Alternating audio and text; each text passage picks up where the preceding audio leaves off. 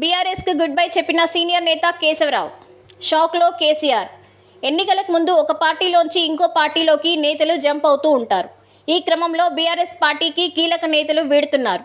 తాజాగా రాజ్యసభ సభ్యుడు, ఆ party general secretary K Keshava Rao గులాబీ పార్టీకి గుడ్ బై చెప్పారు. తన కూతురు విజయలక్ష్మితో పాటు ఆయన కాంగ్రెస్లో చేరుతున్నట్లు గురువారం రాత్రి తన నివాసం వద్ద మీడియా సమావేశంలో ప్రకటించారు. కేసీఆర్ అంటే తనకెంతో గౌరవం ఉందని, ఆయన కూడా తనను అంతగానే గౌరవం ఇచ్చారన్నారు. రాజకీయ విరమణ దిశలో ఉన్న తాను తిరిగి పూర్వ పార్టీలో చేరాలని నిర్ణయించుకున్నారని వెల్లడించారు. తాను గతంలో పనిచేసిన కాంగ్రెస్లోకి తిరిగి వెళ్లాలనుకున్నట్లు చెప్పారు.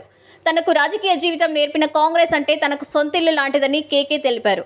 తాను సుదీర్ఘకాలం కాంగ్రెస్లోనే ఉన్నానని, ఆ పార్టీ తనకు అన్ని అవకాశాలు ఇచ్చిందని కేకే తెలిపారు. తాను రాజకీయ జీవితం ప్రారంభించింది కాంగ్రెస్లోనేనని అన్నారు. తెలంగాణ ఉద్యమ సమయంలో తెలంగాణ ఆశయ సాధన కోసం బీఆర్ఎస్లో చేరానని తెలిపారు. తాను ఆశించినట్లుగా తెలంగాణ సిద్ధించిందని, కాంగ్రెస్ పార్టీనే తెలంగాణ కోరికను నెరవేర్చిందని గుర్తు చేశారు. తాను 53 ఏళ్ల పాటు కాంగ్రెస్లో పనిచేస్తే కేవలం 10 ఏళ్లు మాత్రమే బీఆర్ఎస్లో పనిచేశానని కేశవరావు తెలిపారు. కాంగ్రెస్లో ఎప్పుడు చేరతాననే నిర్ణయాన్ని త్వరలో ప్రకటిస్తానని తెలిపారు.